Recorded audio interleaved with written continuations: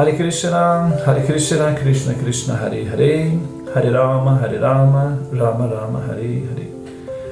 Muito bem, nós vamos dar continuidade ao nosso... Nós estamos fazendo então o nosso estudo da Bhagavad Gita, a canção do Supremo. Hoje, especificamente, nós vamos falar do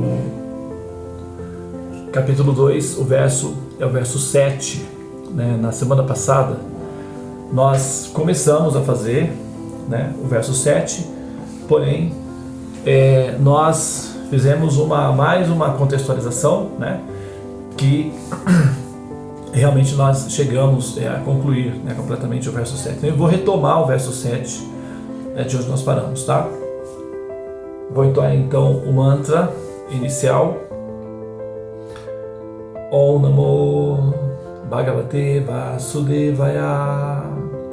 Om Namo Bhagavate Vasudevaya. Om Namo Bhagavate Vasudevaya.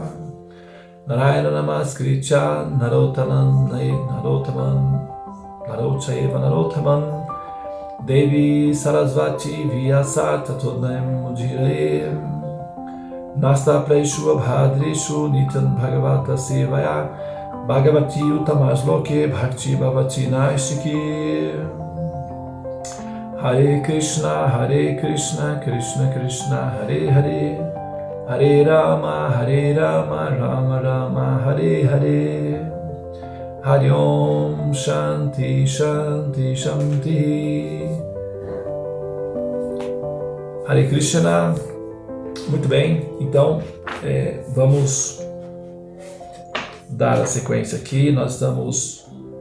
Eu vou ler novamente o verso, tá?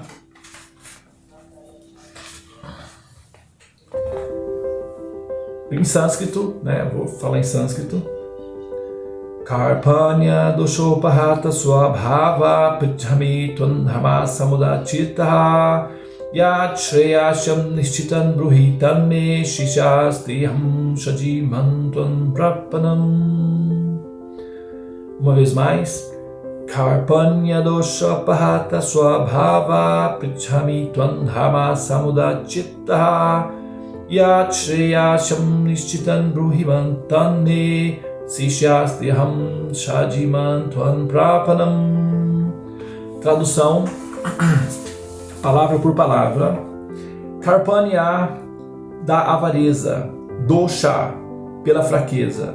Upahata, sendo afligido. Swabhava, as suas características.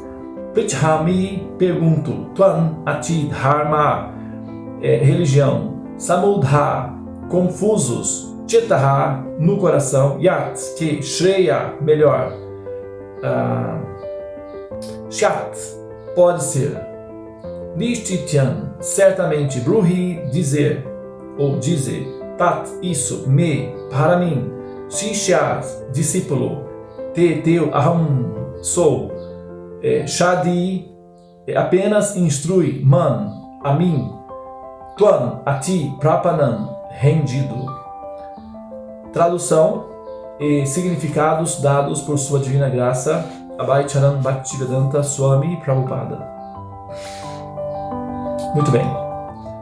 Tradução.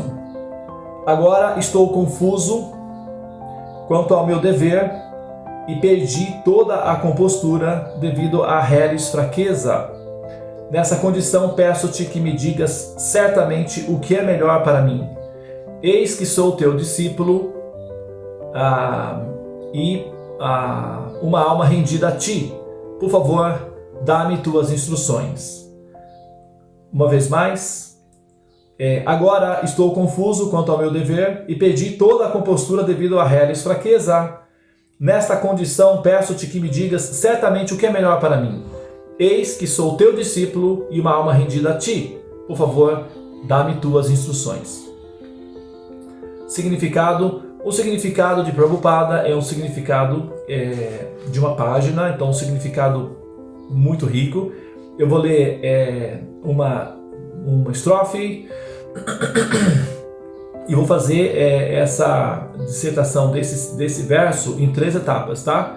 Então eu vou ler a primeira estrofe, vou comentar sobre ela e depois a gente vai passando de estrofe em estrofe até concluir completamente o verso. Significado: pelo próprio processo da natureza, todo o sistema de atividades materiais é uma fonte de perplexidade para todos. A cada passo há perplexidade, razão pela qual convém que a pessoa se aproxime de um mestre espiritual genuíno, que lhe mostre ou que possa oferecer a orientação apropriada para alcançar o propósito da vida. Todos os textos védicos nos aconselham a nos aproximarmos de um mestre espiritual autêntico para nos libertarmos das perplexidades existentes da vida que surgem contra a nossa vontade. São como um incêndio na floresta, que de alguma maneira tem início sem ter sido ateado por ninguém. De modo semelhante, a situação do mundo é tal que as perplexidades da vida aparecem automaticamente, sem que queiramos tal confusão. Ninguém quer o incêndio, mas ele ocorre e ficamos perplexos. A sabedoria védica, portanto, aconselha que, para solucionar as perplexidades da vida e para entender a ciência da solução, a pessoa deve aproximar-se de um mestre espiritual que esteja na sucessão discipular. Aquele que tem um mestre espiritual autêntico está em condições de saber tudo. Ninguém deve, portanto, permanecer nas perplexidades materiais, mas a todos convém aproximar-se de um mestre espiritual. Este é o significado deste verso.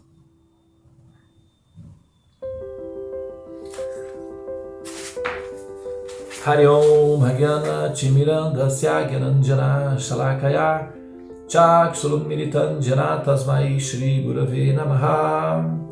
Eu nasci na mais obscura região da ignorância, porém o mestre espiritual está abrindo os meus olhos com a shoti do conhecimento védico e assim libertando-me das condições da letargia, da ignorância, do ciclo do samsara, que me obriga a nascer e renascer continuamente no mundo das sombras, entre aqueles que estão destinados a morrer.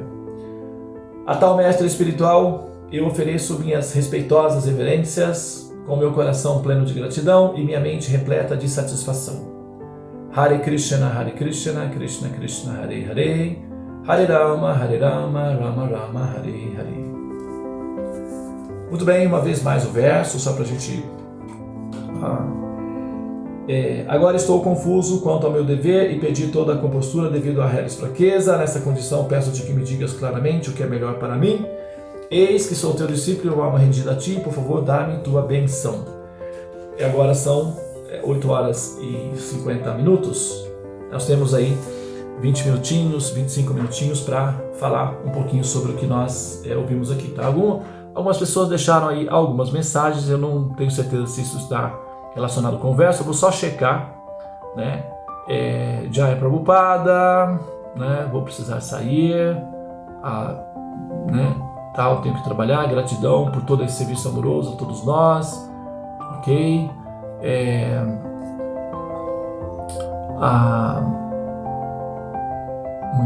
Muito bem, ok, bom, por favor, coloquem os nomes, ok, tá. Então não é uma ligação com a aula aqui, o pessoal está se despedindo aí, tá bom? Muito bem, pessoal, olha só. Esse verso, a gente está no início, né? A gente está começando, a gente está dando os primeiros passos no bate-papo, né? Na interação, no diálogo. O Arjuna, ele já admitiu a sua impotência perante a lamentação, que a lamentação, que é lá na frente Krishna vai dizer o seguinte: os sábios não se lamentam. A lamentação é um sintoma da ignorância. É um sintoma de que a alma está ancorada na ideia de que ela é o centro do universo. A lamentação é um tipo de truque que a alma condicionada se utiliza para forçar, pela chantagem emocional, o universo a se dobrar para ela e satisfazer os desejos delas, de acordo com a variação mental delas. Então, meio que é uma forçação de barra, né? É como forçar as leis da gravidade, jogar uma maçã para cima e esperar que ela voe, né? Então, é uma ilusão, é um erro de cálculo. A lamentação é um sintoma de que a pessoa não entende a função do universo, não entende a função da existência, né, do processo de evolução. É um sintoma de que a pessoa ignora completamente o sentido da existência. Então, quando uma pessoa ignora o sentido da existência, a meta da vida humana, ignora a função criativa, ou seja, o porquê o universo foi criado, ignora a intenção inteligente e objetiva de Deus, intrínseca à criação, quando ela ignora esses fatores, ela então abriga-se na lamentação pelo seguinte motivo. Ela vai ver que existem muitos fatores que são desfavoráveis.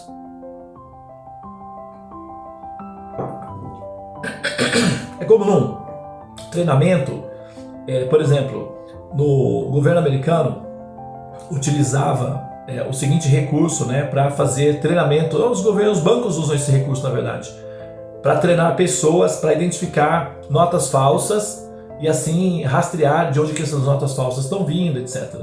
Né, para, sabe, administrar isso daí. Então eles treinam pessoas para fazer reconhecimento de notas falsas, ok? Então eles colocam essas pessoas em quartos cheios de notas falsas e pedem para elas, né, identificarem uma nota falsa entre, né, eles pensam, ou pelo menos, né, algumas técnicas são utilizadas, uma dessas aí. Então a pessoa vai ficar tocando em notas falsas muitas vezes. Então ela vai ficar experiente em notas falsas. Quando ela se depara com uma nota verdadeira, ela vai ver uma diferença, né? Então, ela vai ficar... Para identificar notas verdadeiras, ela primeiro se torna perita em identificar notas falsas, né? Então, de forma semelhante, nós passamos por um processo muito parecidos, porque como nós estamos numa condição de ignorância, nós temos experiências na ignorância. Nós temos experiência com a lamentação, com o fracasso, com a derrota, sabe? Essa é a nossa experiência. Então, isso nos torna capazes de identificar felicidade, sucesso, progresso, evolução, quando nós despertamos o desejo para isso.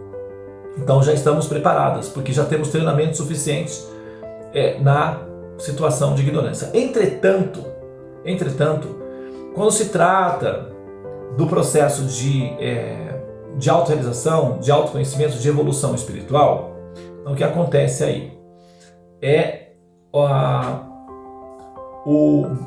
lembre-se, né? Lembre-se a seguinte situação, que é a metáfora real da existência. É um jogo, trata-se de um jogo, tá? É um jogo. Então, dependendo do tipo de abordagem que você tem, dependendo do tipo de arma que você está usando, dependendo do tipo de caminho que você vai usar, que você vai utilizar para jogar o jogo da existência, você pode morrer, simplesmente, ou você pode passar de fase, tá? Aí vai depender da sua habilidade de jogar.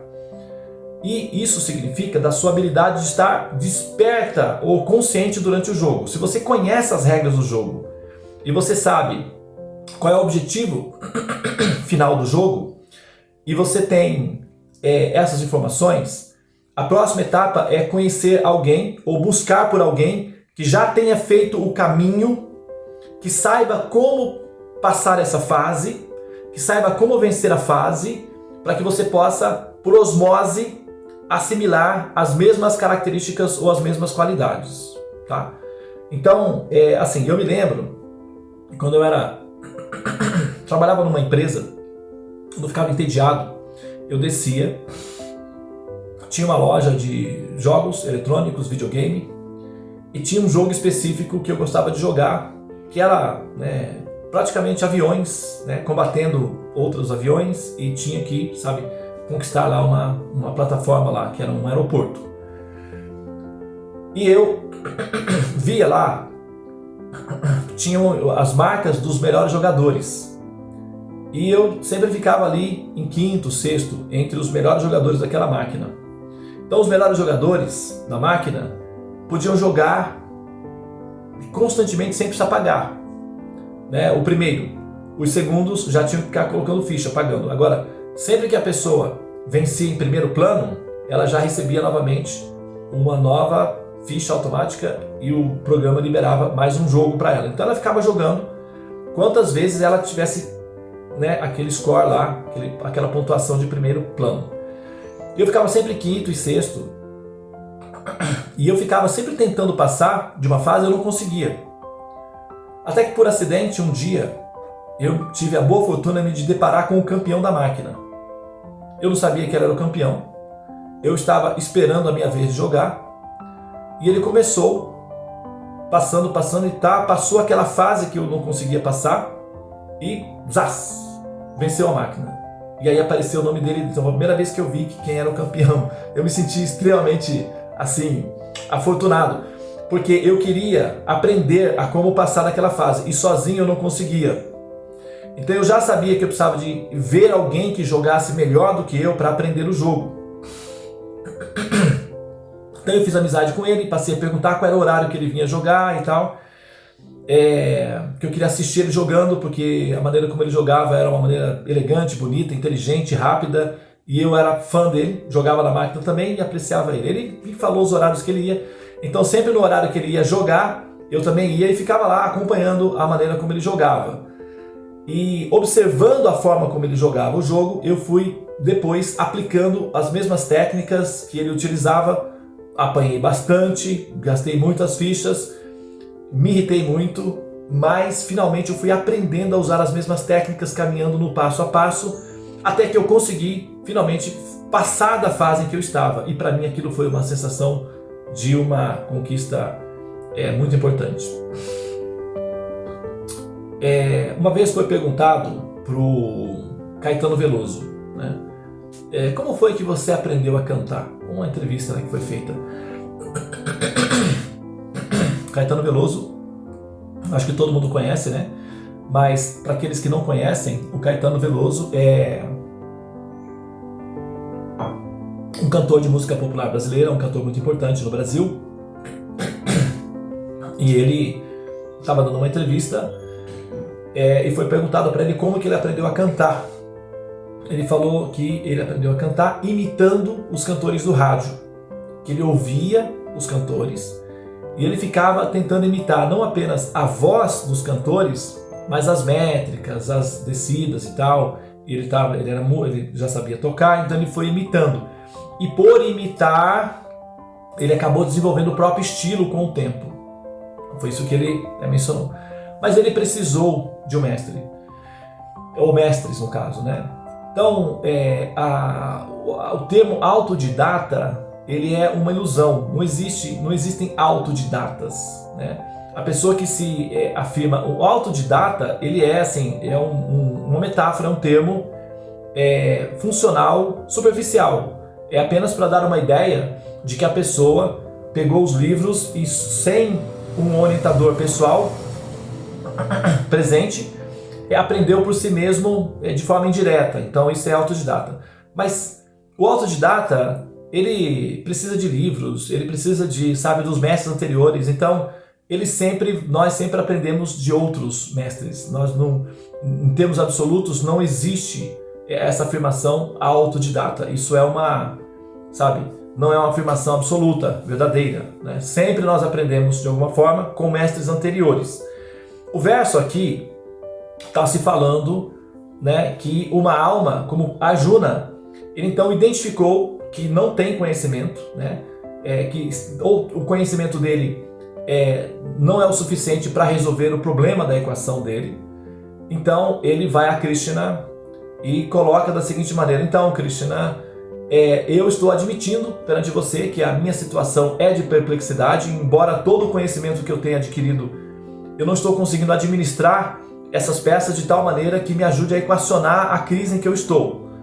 E nessa situação, eu me submeto a você e estou predisposto a receber orientações que vão me ajudar que vai permitir com que eu entenda o meu contexto e eventualmente me tire dessa lamentação, que é esse vitimismo, né, que é essa ignorância onde eu estou, segundo a sua observação.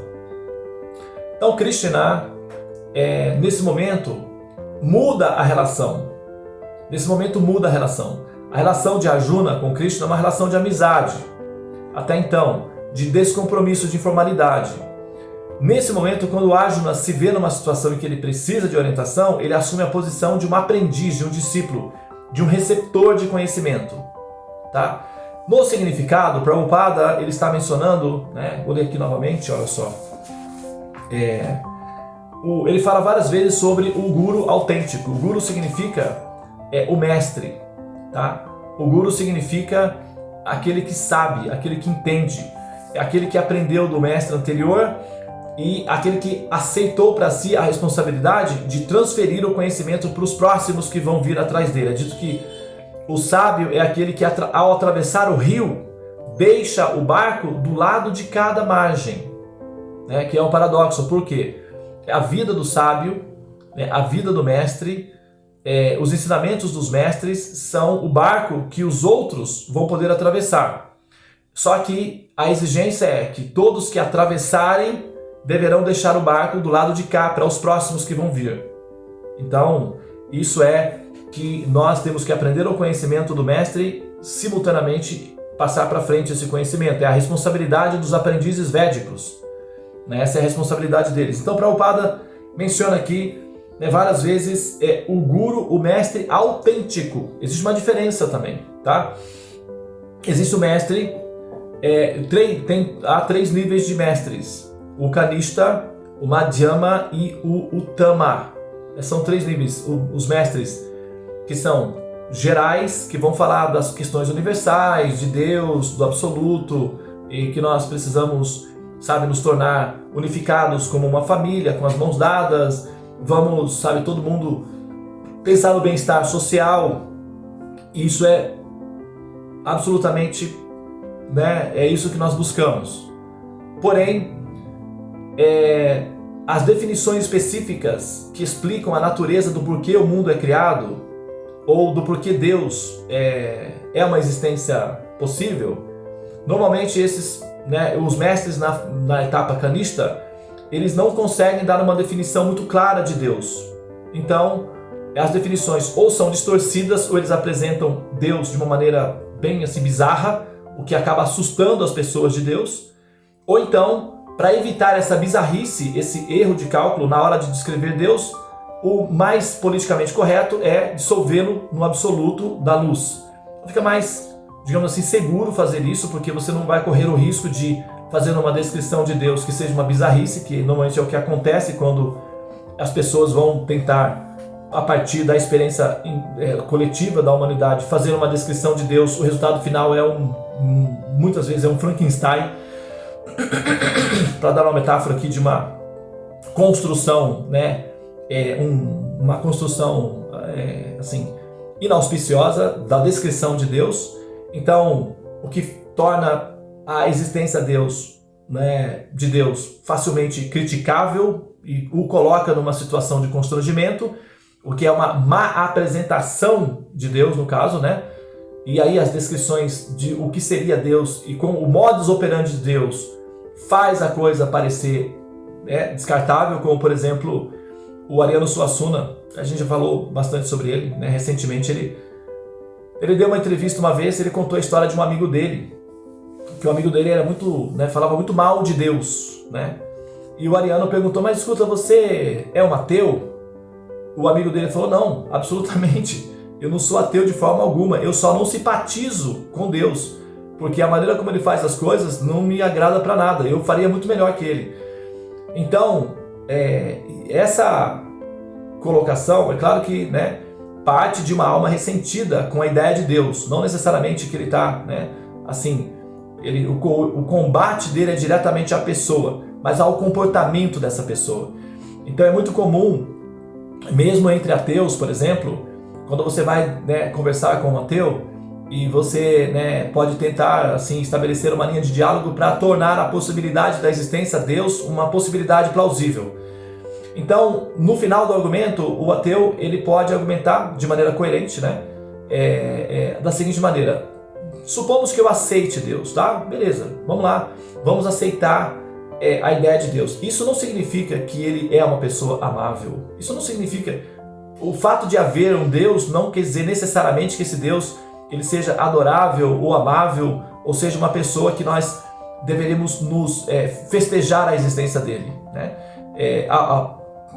Partindo das observações que nós temos do modus operandi de Deus, se houver um Deus, é uma situação preocupante para nós, não uma situação de festejo. Tem alguma coisa errada aí. Então é preferível que não haja Deus, porque se houver Deus, aí nós estamos em apuros. De acordo com o que nós observamos aí, não há o que festejar, havendo a existência de Deus. E é dito que os sábios temem pisar onde os tolos pulam com satisfação e alegria. Então, segundo o critério deles, os religiosos seriam os tolos que pulam e festejam uma notícia que é simplesmente inauspiciosa, porque havendo Deus, não podemos admitir que isso é um grande problema para nós. E, inclusive, os ateus pegaram aquela foto do 11 de setembro, da destruição das torres, né, da Al-Qaeda, lá do ataque terrorista nos Estados Unidos, e colocaram no estado, em Londres e no estado, em Nova York, eles colocaram nos ônibus, né, propaganda nos ônibus com aquela foto, e aí colocaram embaixo: se Deus existe, então isso é possível. Em nome de Deus, estamos disponíveis para todos os tipos de atrocidades, porque não há regras. Então está correto matar as pessoas, destruir as torres, tudo isso em nome de Deus. Se isso agrada a Deus, então podemos nos autodestruir. Por que não a bomba atômica logo de uma vez? Porque 2 torres não é o suficiente. Temos poder para mais destruição. A bomba atômica, né, pode destruir muito mais. Então, se Deus existe, por que não usar logo a bomba atômica para acabar com todos os descrentes? E, assim, sabe, é o conceito que tem, né? A ideia é essa daí. Mas então nós temos, né, as descrições bizarras de Deus, que provocam repúdio à existência de Deus. E para amenizar esse impacto de descrições bizarras de Deus, então se assimila ou se aceita um projeto da existência de Deus mais democrático, digamos assim, com menos riscos, mais politicamente aceitável socialmente, que é uma ideia genérica de Deus, como a luz, né, a natureza, o cosmo, as energias. Então fica mais fácil lidar com o público de forma genérica, porque você não corre o risco de cometer um erro, que é o que a gente vê quando as pessoas fazem quando elas apresentam a teoria da existência de Deus, tá? Eu quero dizer que esse não é o caso. Essa situação bizarra, por exemplo, de Deus não se encaixa quando nós observamos o comportamento de Krishna, tá? Assim, os erros psicológicos ou a descrição distorcida do comportamento de Deus não encontra eco no comportamento de Krishna. Então, isso é uma diferença aí.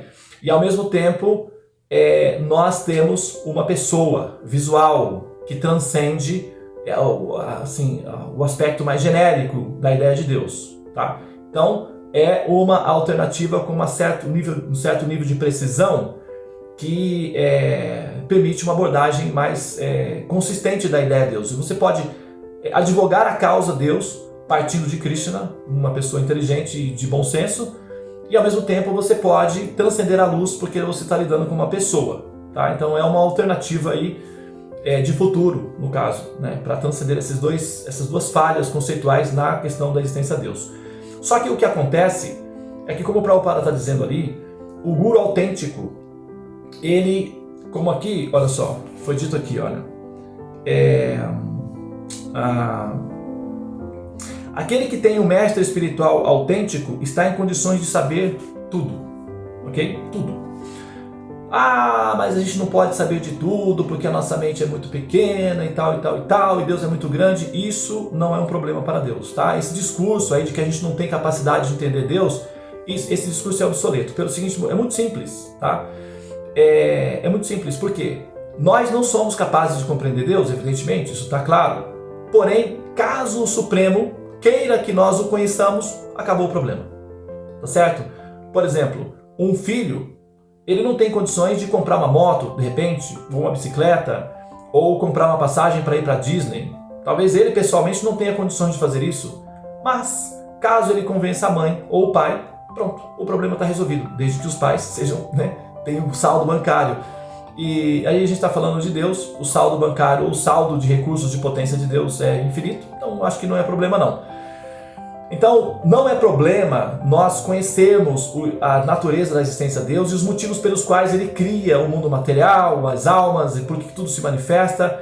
Isso é um problema, entender o porquê que Deus cria o mundo material. É uma coisa grande? É muito grande, mas é grande a partir do nosso ponto de vista. Entretanto, se houver a partir de nós uma necessidade e um desejo sincero de entender esse assunto, e houver, conseguirmos com isso convencer o Supremo de que nós queremos muito entender esse assunto, pronto, acabou o problema. Porque quando não está dito que para Deus nada é impossível, tudo é possível naquele que me fortalece, então se tudo é possível naquele que me fortalece, por que eu tenho que admitir que certas coisas são um mistério, por exemplo? Por que existem os sofrimentos no mundo? Isso é um mistério.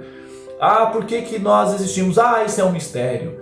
E tudo. Então, quer dizer, como é que pode haver tantos mistérios na relação que se interessa por ser conhecido, que deseja ser entendido?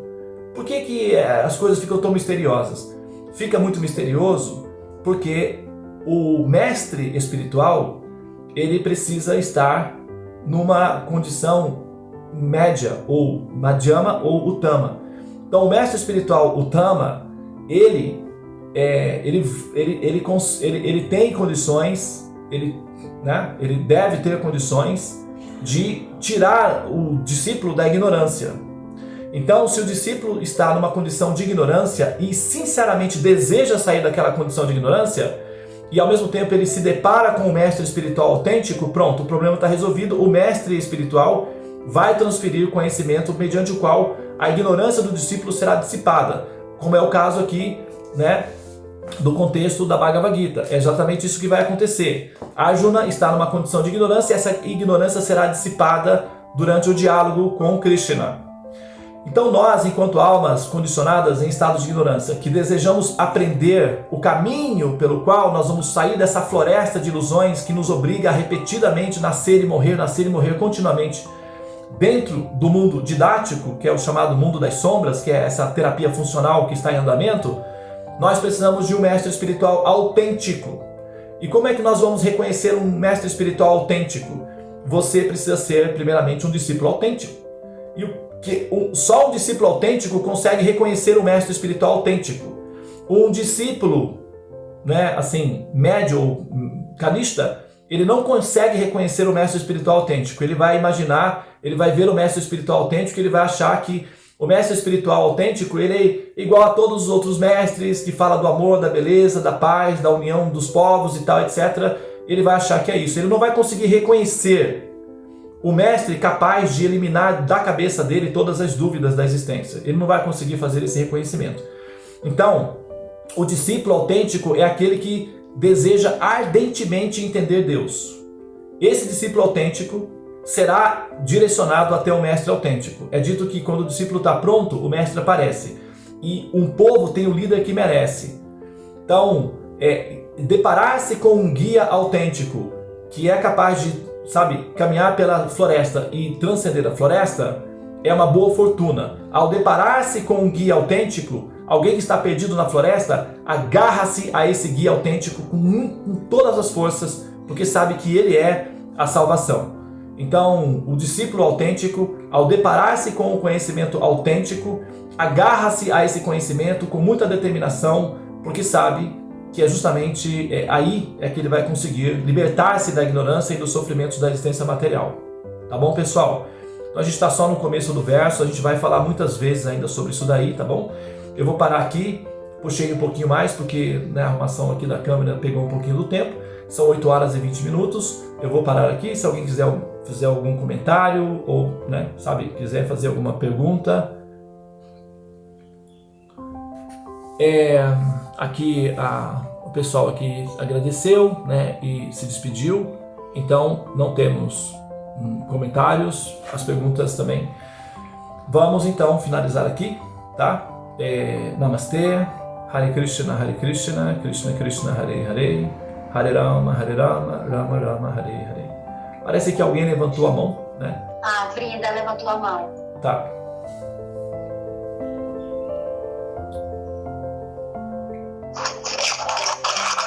Hare Krishna. Hare Krishna. Bom dia, Prabhu. Bom dia. Eu te faço uma pergunta.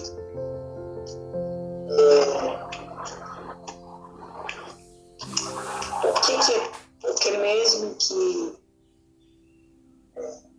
a gente já entenda tantas coisas, né, sobre tantos assuntos, sobre Bhagavad Gita, sobre a prática de Bhakti, e a gente já sabe, pelo menos eu já entendo qual é o objetivo da minha vida. Por que é tão difícil a gente, mesmo sabendo muitas coisas, porque Krishna nos vai revelando à medida que nós vamos nos rendendo, praticando, sabe? Mesmo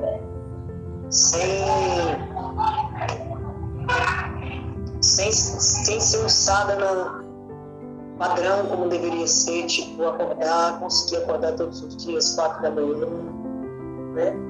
Que é o ideal, porque a gente sabe que os intestinos, eles trabalham, esse horário, são muitas informações, muitas coisas. Mesmo a gente já sabendo o objetivo da vida da gente, a gente buscando sair da persona que nós somos, né? E adentrando a condição de alma e agir como alma. Porque é tão difícil a gente cruzar conseguir dar o pulo do gato, tipo assim. Porque é tão difícil, mesmo com todas essas coisas que a gente vai aprendendo, a gente continua muitas vezes escravo dos 3 mundos da natureza. Mesmo o Guru nos dizendo, mesmo a gente tendo a associação de Srila Prabhupada nos livros, mesmo tendo a sua associação, que a gente está tendo a oportunidade agora de estar aqui, né? Por que é tão difícil a gente, mesmo sabendo que a mente é Krishna, a gente fica o tempo todo sendo arrastado por essa mente. E eu sei que existe a influência do karma, né? Sim. Bom, recentemente nós falamos, acho que foi sábado, né? Foi sábado.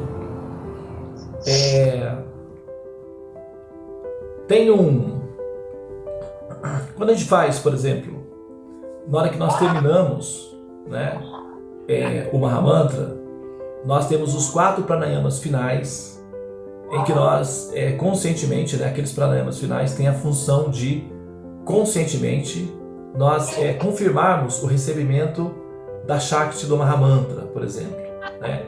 Ou quando nós vamos começar o Mahamantra, nós então fazemos o processo de, sabe, receber voluntariamente a vibração do mantra no nosso campo.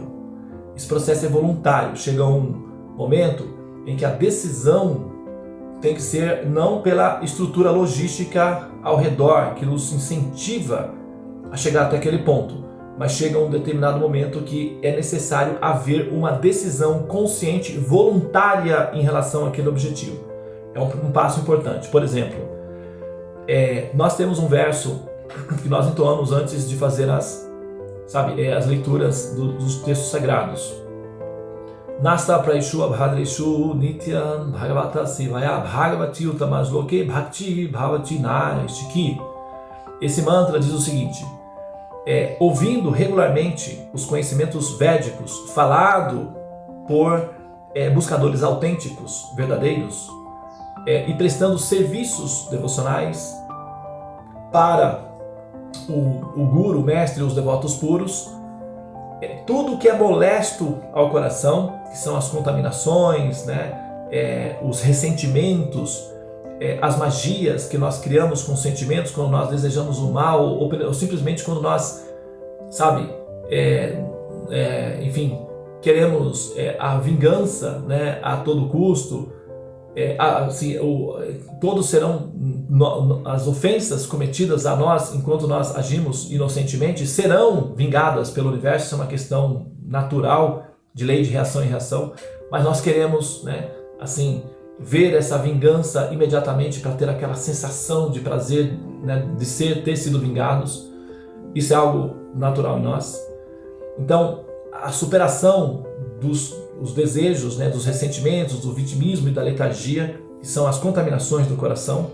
Então, tudo que é molesto ao coração é quase que completamente destruído, e o serviço devocional amoroso à Suprema Personalidade de Deus se estabelece como um fato irrevogável, que significa não tem volta. Agora, o mantra diz que é quase que completamente destruído. Por que não é completamente destruído? Né? Como é a pergunta que você está fazendo, né? Por que apesar de tudo, o Mahamantra, Krishna, o Bhagavad Gita, sabe, a gente buscar ter uma vida em harmonia com a natureza, com as leis cósmicas universal, sabe, tendo a tolerância com os processos dos karmas que nós vivemos, etc., aprendendo, buscando perdão? Por que apesar de tudo isso, não acontece aquele estado de bem-aventurança, da sensação de amor, da sensação de plenitude de existência? Né? Por que isso não acontece? É a pergunta que você está, né, assim, apresentando aí. E esse mantra está dizendo, é quase que completamente destruído. Quase que completamente destruído. Por que não é completamente destruído? Por que apesar de tudo, ainda a gente vai ficar no quase? Ora, veja bem, o quase aparentemente é uma coisa muito simples, né? Um pequeno detalhe, né? Um quase. Mas olha só, a diferença que isso pode dar, né? Por exemplo, você quer ir à Índia e você consegue o visa, né? A autorização para entrar, visa aqui no Brasil, a gente fala visa, né, no caso. Mas enfim, é o visa, consegue o passaporte, consegue o dinheiro da passagem, compra a passagem, aí você está bem de saúde, está tudo pronto, você vai na direção do aeroporto, o pneu do carro, do táxi fura, tem que trocar o pneu, você chega no aeroporto, 5 minutos atrasada, 10 minutos atrasada, o check-in, os portões já se fecharam e você foi a última pessoa, né, que você viu lá na frente, né, o avião desacoplando e tal, e você vê o seu avião, sabe, indo para a pista decolando, e você quase pegou o avião. Quase. Por pouco que você não pegou. Faltou pouco. Só quase. 10 horas depois, essa diferença de 10 minutos se transforma em 10 mil quilômetros de diferença. Porque, ou 20 horas depois, que é o caso da diferença daqui para a Índia, né? São 10 mil quilômetros. Então, 10 minutos de atraso, ou seja, quase pegou o avião, se transforma em 10 mil quilômetros de diferença 20 horas depois. Isso é muito complicado, porque o quase dá uma diferença muito grande. Se você pega duas linhas, né, paralelas, aqui com diferença de 1 grau só de inclinação de uma para outra, então elas saem juntas, praticamente juntas, você não consegue ver a diferença entre elas. Depois de um tempo, a diferença que dá no distanciamento é o infinito. Então, uma mera insignificante quase possibilidade de união absoluta redunda no final numa distância de infinito. Então, o quase é algo bem complexo. E o mantra diz que é quase que eliminado completamente. Porque o que falta, o que fica para não ser completamente destruído as doenças do coração, as moléstias da mente e do coração? Fica uma coisa, que é a alma tendo intrínseco a ela uma qualidade intrínseca à existência, que é a qualidade de decisão, que é o livre-arbítrio. Fica no coração da entidade viva o desejo, fica disponível a ela ainda o impulso do desejo de continuar tendo experiências reacionárias ou desejos materiais. Então, todas as técnicas, cantar o mantra, estudar o Bhagavad Gita, fazer o sadhana, limpa o coração dos resíduos, mas não altera, não toca no seu livre-arbítrio de produzir novos resíduos. Então, como aquela história, né? O menino, eu morei na Índia lá, perto de um curral de elefantes, tinha uma família de elefantes, da minha casa a gente conseguia ver os elefantes, o curralzinho de elefantes. E tinha uma grande piscina lá, um lago que foi feito para os elefantes tomarem banho. E era uma família que cuidava da família de elefantes. E tinha um menino de uns 10 anos de idade, que subia no elefante, controlava o elefante em toneladas. Mas o menino tinha 10 anos, ele com um pauzinho desse tamanho controlava o elefante. Ele levava o elefante para vários lugares. Só que quando ele chegava na beira do rio, tinha dias que o elefante não queria entrar no rio. Então o elefante simplesmente não entrava no rio. Um menino sozinho, de 10 anos, conseguia levar um elefante na beira do rio. Mas 100 homens juntos não conseguiriam obrigar esse elefante a entrar no rio. Então assim, nós somos levados até a margem. Nós somos levados até a margem.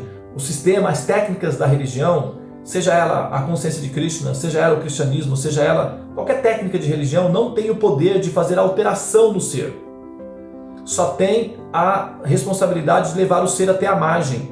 A decisão de tomar aquele ato, de tomar aquele passo, de dar aquele passo na direção do objetivo mostrado pelas técnicas da religião é do jogador. O jogador tem que tomar essa decisão. E essa decisão é voluntária. Uma vez que o jogador toma a decisão com determinação, e aí todas as técnicas que ele utilizar vão se potencializar a um nível muito intenso, e essa bem-aventurança vem como consequência. Isso é um padrão. Então, o yogi, o devoto do Senhor, o jogador, chega a um certo ponto do jogo que a religião em si fica inoperante. Inclusive, se a pessoa fica praticando a religião por ela mesma, vira uma cristalização dogmática e ela simplesmente cai, né, no vício da religião. Então ela se torna uma pessoa religiosa. Ela reza, vai lá e faz os deveres dela direitinho. Isso dá um certo, digamos, sensação de segurança, mas ela continua ansiosa, amedrontada, muitas vezes até dependente de remédios para depressão e, sabe, a coisa não acontece. Então, por quê? Porque a religião por si só, ela é estéril. Ela não tem o poder de produzir a bem-aventurança. Ela só produz o efeito dela quando o jogador ou o interlocutor, aquele que se relaciona com o equipamento, que é a religião, faz isso de maneira consciente e predisposta a essa interação. O que requer o desejo, o livre-arbítrio de receber e de se interagir com o mecanismo.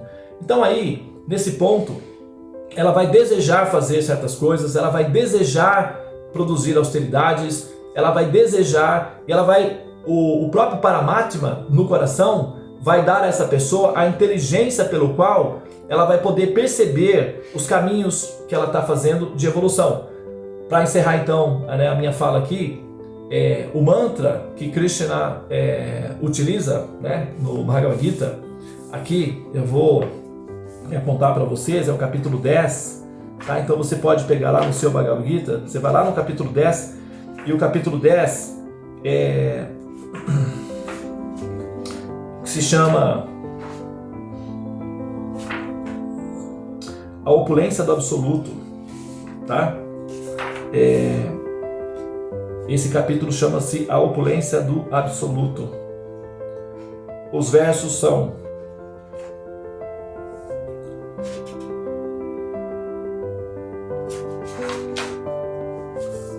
só um momento, por favor.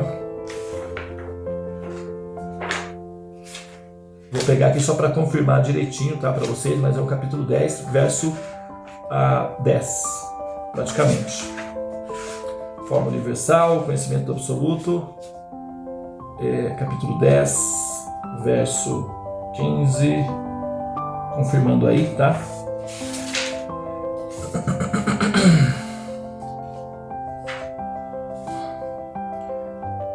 É o capítulo 10, verso 10 da Bhagavad Gita, tá? Ele diz, Krishna diz isso: Tesham satata yuktanam bhajatan priti purvakam dadami bhujyogantam janamano payanti te. Ele diz assim: Aqueles que estão constantemente, aí é a palavra, o segredo está aí, tá? Constantemente. Nós temos o hábito de prestar serviço devocional de forma bipolar. E como é de forma bipolar? Uma hora nós estamos intensos, expansivos, alegres, outra hora nós estamos distantes, apagados, não queremos nada.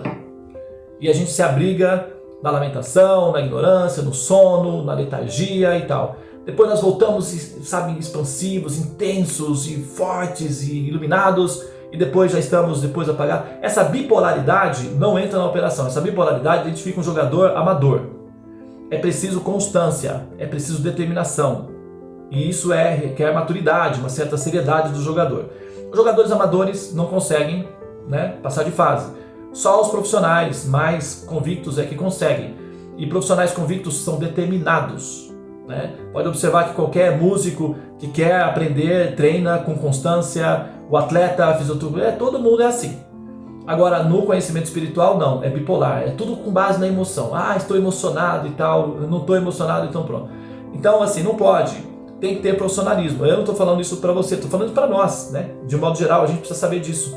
Que aqui o verso diz, olha, constantemente, aqueles que estão obrigados em me servir, obrigados não, aqueles que estão obrigados ou decididos em me servir constantemente, devotados a me servir com amor. E essa constância não pode ser por obrigação, ou com ressentimento, ou com, sabe, raiva, não. Tem que ser com gratidão, com felicidade, com amor. Isso tem que ser exercitado, é fisioterapia. É fisioterapia, é exercício, é profissional. O método de alcançar o Supremo não é um método amador, baseado no sentimento, na emoção. O sentimento e a emoção é gostoso, dá uma sensação boa, mas a gente não pode depender disso. Nós temos que ser profissionais, porque tem dia que a gente não tá naquela coisa, naquela onda, naquela vibe forte e tal. E aí como é que faz? Ah, deixa pra lá. Não é assim. Nós temos que, sabe, ter aquela constância, no bom e no mal, né? Igual casamento, né? No bom e no mal tá junto. Então tem que ser assim, velho. Olha, constante, né? Aí ele diz o seguinte: para essas pessoas que, sabem o que querem e entendem o valor que eu tenho para elas, elas demonstram o meu valor. Então elas não ficam lidando comigo de forma bipolar. Ah, quando eu tô bem eu pego você, quando eu não tô bem eu te descarto. Quer dizer, então eu sou o que? Um objeto da pessoa, é isso? Não, eu também sou uma pessoa. Hello, eu existo, tô aqui. Não vai, eu tô fora desse jogo bipolar, né? E você com você. Então assim, aí ele diz, olha, para aqueles que superaram essa bipolaridade emocional ou que são constantemente devotados a mim com amor, eu, pessoalmente inspirado, encantado com essa determinação desse devoto de me ganhar, de me conquistar, dou a eles a inteligência pelo qual eles podem me compreender. Sabe, ele está falando isso daqui, ele está falando que ele dá inteligência, então essa inteligência vai estar disponível. Qual é a condição? Determinação, ou seja, supere a sua bipolaridade, decida o que você quer na vida e depois, né, vamos conversar. Então, eu acho que o segredo é a superação da nossa bipolaridade, sabe? Dessa inconstância, desse amadorismo, sabe como é que é? Esse amadorismo, essa emoção, né? Essa necessidade, essa dependência de emoção contínua que, sabe, eu tenho que estar bem para, sabe, essa dependência aí atrapalha, porque ela revela o amadorismo na relação com o Supremo, e o Supremo é muito valioso e requer, sabe, uma intenção valiosa, né? E para isso nós estaremos predispostos a certas austeridades para demonstrar nossa determinação. O quanto nós somos determinadas como almas em alcançar o Supremo? Nada, praticamente nada. É como uma criança tentando trocar o pneu do carro do pai. Sabe, a criança não consegue, não vai conseguir nunca, jamais trocar o pneu do carro do pai. Mas o papai amoroso, vendo a criancinha tentando trocar o pneu do carro do papai, o que ele faz? Ele vai lá e ajuda a criancinha a trocar o pneu, ele troca o pneu e faz a criança se sentir que ela trocou o pneu do carro do papai. Então ela fica feliz, né? Então é assim que Krishna faz conosco. Ele observa a nossa tentativa de entendê-lo, de compreendê-lo. Ele sabe que como que essa criaturinha pequenininha vai conseguir me compreender, pobrezinha, o que a gente vai fazer? Ela vai passar a eternidade aí nessa tentativa. Então, sabe, mas ela está com tanta vontade que alguma coisa tem que ser feita. Então é mais ou menos assim que funciona, entende? tem que ter constância, amor e determinação. Utsaha Nishchayat Dharyat. Vai acontecer, porque é uma promessa de Krishna. Eu estou só esperando, sabe, alguém se interessar por mim. Uma vez que se interessa, eu então reciproco. Ah, mas eu estou interessado em você, Krishna. Ah, você estava interessado semana passada. Essa semana eu não sei. Eu já não sei como é que funciona a sua cabeça. Primeiro eu preciso, sabe? É igual o casamento mesmo, né? Uma noiva, né? O rapaz manda flor uma semana, fica 3, 4 dias sem dar nenhuma mensagem no WhatsApp. Peraí, a menina começa, peraí. Que bipolaridade é essa? Escuta, meu amigo, qual é o seu problema? Ontem eu assisti um filme que eu percebi isso daí assim, né? Sabe? O cara queria conquistar a moça, aí ele chamou ela para um coquetel de lançamento do livro dele. E tal, ele mandou flores para ela, e mandou mensagem, ligou, insistiu que ela fosse e tal. E ela não queria. Sabe, ela não queria. Mas aí ele foi tão insistente com ela, tão persuasivo, que ela resolveu ir. Ela estava meio chateada lá com os relacionamentos que não deram certo e tal. Estava meio amarguradinha. Ela falou, não quero mais nada com ninguém não. Mas aí esse cara foi lá e insistiu muito com ela. Ela foi, pegou os batons dela, velhos, que já estavam lá abandonados e tal. E encontrou mais ou menos lá e deu uma ajeitada e ficou bonita e foi pra festa. Chegou lá, o cara estava atendendo outras pessoas, deixou a menina de molho por uns 20 minutos, 30 minutos. Ele viu que ela chegou, ele observou ela chegando, ela sentou, ficou aguardando que ele viesse, né, dar um olá. Ele ficou lá atendendo as pessoas. Ela pegou, olhou para ele e falou, meu amigo, qual é o seu problema? Levantou e saiu. E ia embora. Aí ele foi correndo atrás dela lá no carro, né, que ela foi pegar o carro para ir embora. Ele chegou, mas escuta, você não vai ficar para a festa? Aí ela falou, você tá achando que é correto você me usar como um troféu para seu egoísmo, para você se sentir bem? Meu amigo, vai procurar sua turma, sabe? Vai ficar com as suas negas lá, eu não tenho nada a ver com você não. Você me convida para a sua festa, eu nem queria vir. E agora eu vim e você me negligencia? Ah, qual é? Cresça e apareça, tchau. Foi embora. E o cara ficou assim, tipo, sabe, sem entender nada. Então nós fazemos isso com Deus. Ah, vem tal, e queremos você, ele vem, fica aí, aguarda, e quando eu ficar bem eu te dou atenção, tá? Aí chega uma hora e fala, poxa, mas eu pensei que eu era uma pessoa também, que eu tinha sentimentos, que tal. Entende? É uma pessoa, essa pessoa não pode ser tratada dessa maneira, porque senão a gente, cara, sabe, chega uma hora que a pessoa se, sabe, meio que se injuria, né? Fala, meu amigo, decida o que você quer na sua vida, depois a gente conversa, porque assim não dá. Até eu também não tenho sentimentos. Isso é bullying. Não. Hare Krishna. Entendeu? Então, não rola. Não sei se eu fui convincente aí na resposta, mas eu acho que é mais ou menos por aí, viu? A gente precisa, né, ter essa maturidade no relacionamento com Krishna. Hare Krishna, Prabhu. Hare Krishna. O senhor é uma pessoa incrível. Incrível. Incrível? Incrível não, eu sou incrível. Incrível. Ok, se você considerar aqui incrível. Você falou pra mim que ia ler o... Eu vou te falar uma coisa assim, sinceramente. Como tudo que eu falei pro senhor, né? A gente é realmente... A gente não, né? A mente, né? Ela é obstinada em tirar a gente do nosso foco, né? É por isso que a gente tem que amadurecer. Nós temos que ter maturidade. A criança é uma criança. A criança não é culpada de nada. A pobrezinha, ela Maria vai com as outras. A criança é uma criança. Entendeu? A mente é uma criança.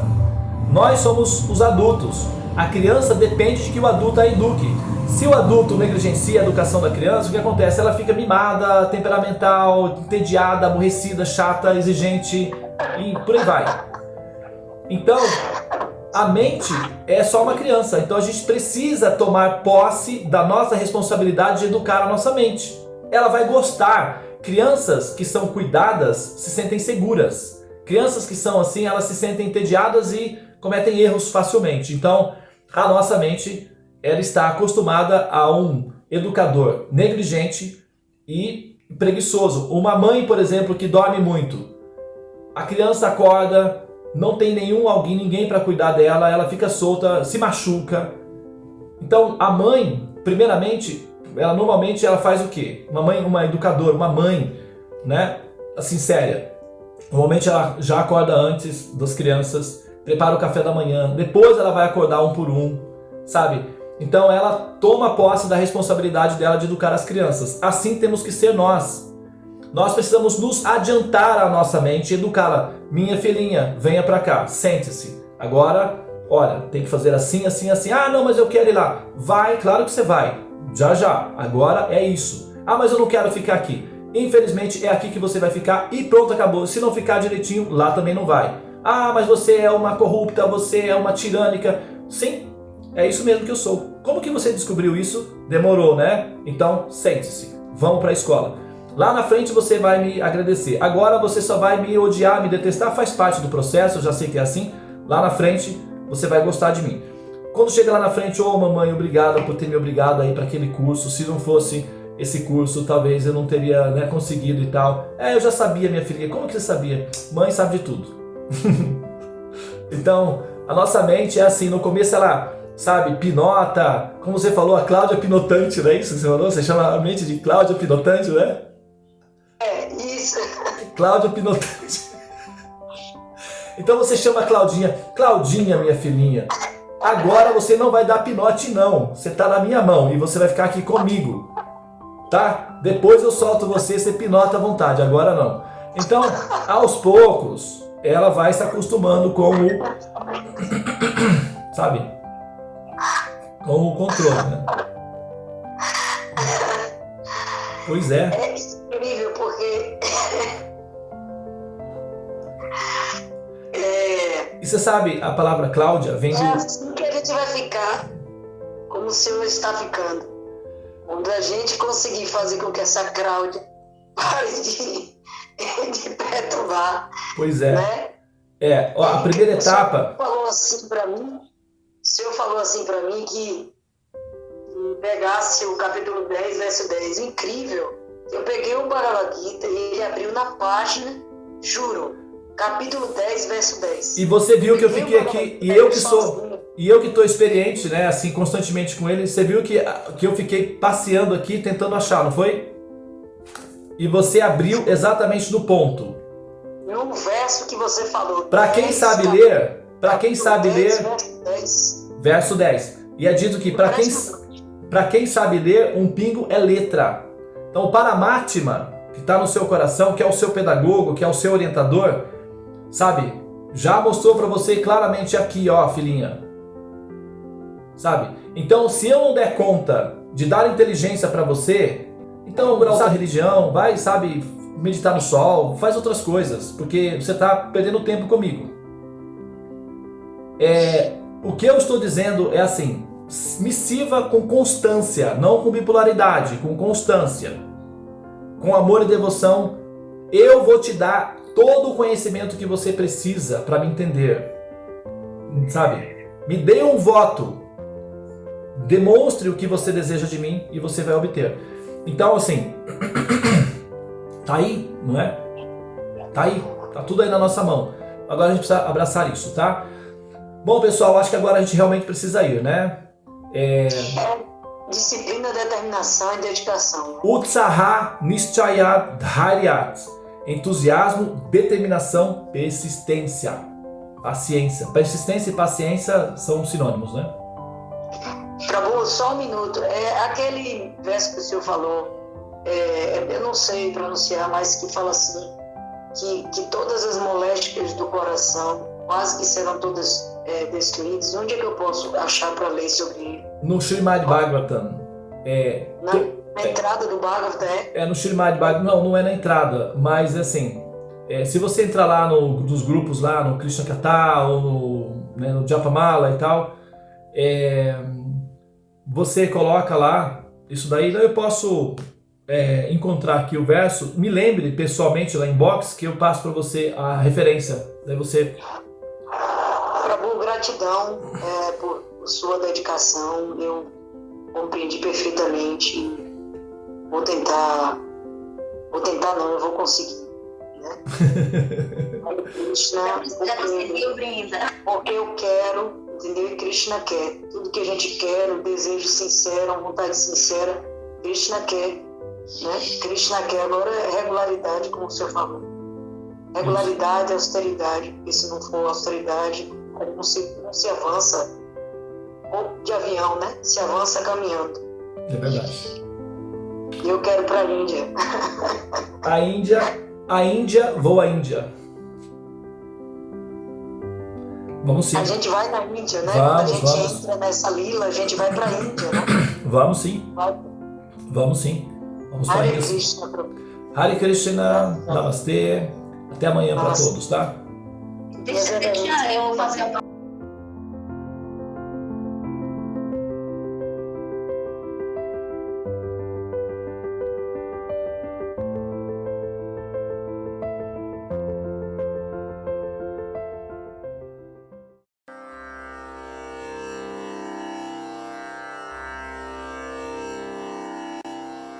Hare Krishna, Hare Krishna, Krishna Krishna,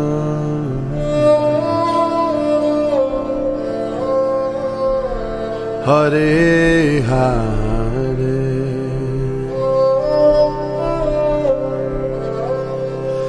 Hare Rama,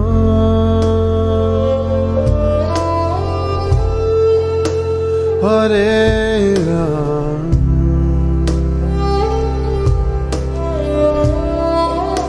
Rama Rama,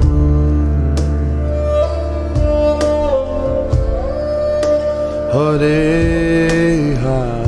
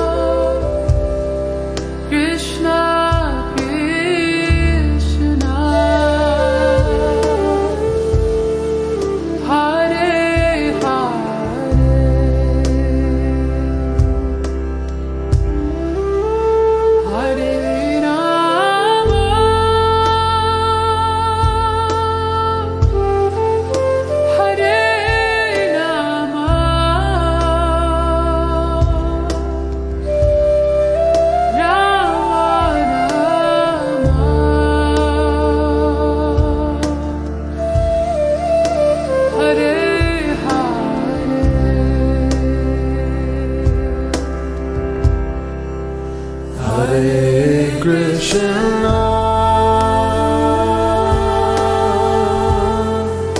Hare Krishna,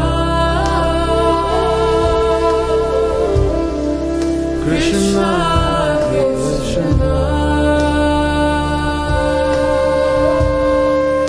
Hare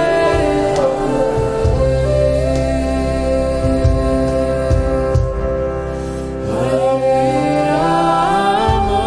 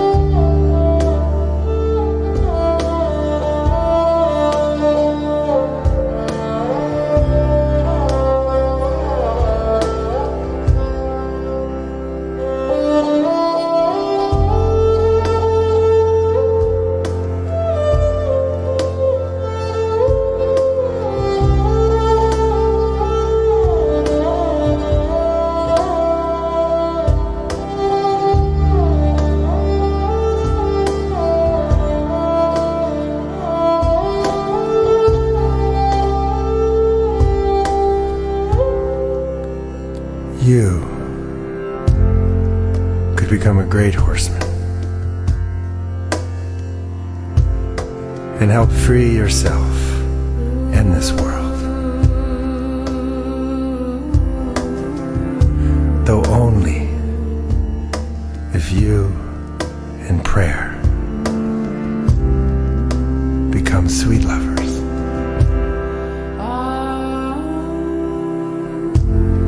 It is a naive man who does not think we are engaged in a fierce battle.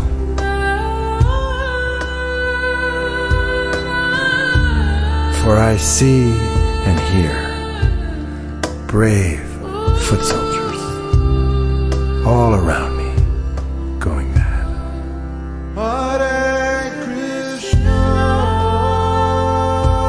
And falling on the ground in excruciating pain.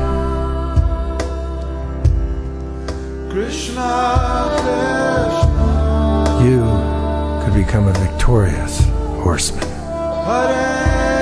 and carry your heart through this world like a life-giving sun.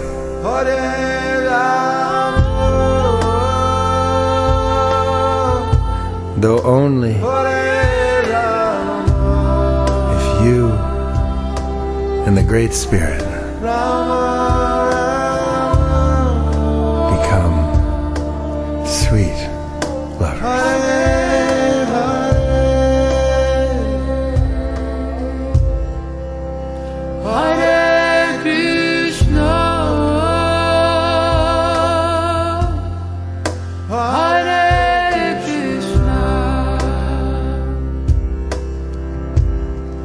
Krishna,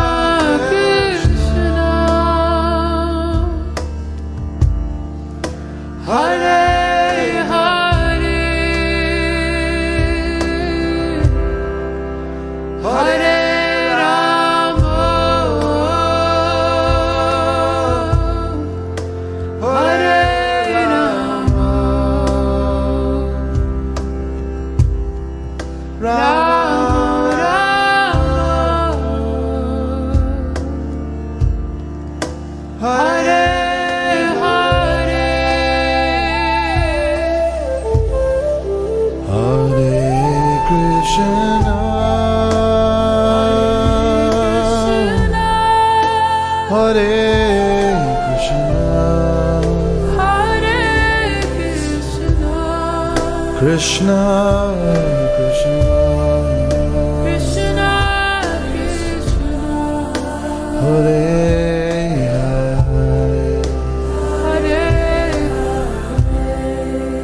Hare Hare Rama,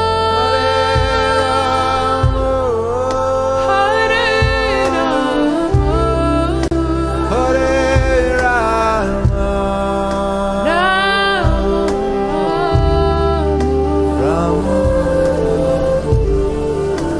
Hare Rama, Take us home, Benji.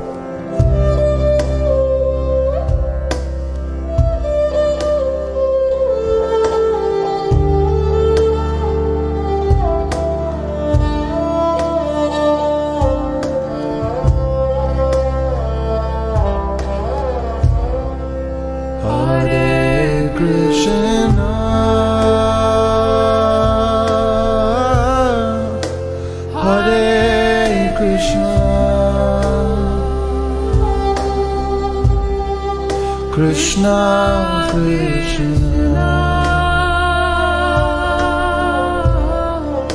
Hare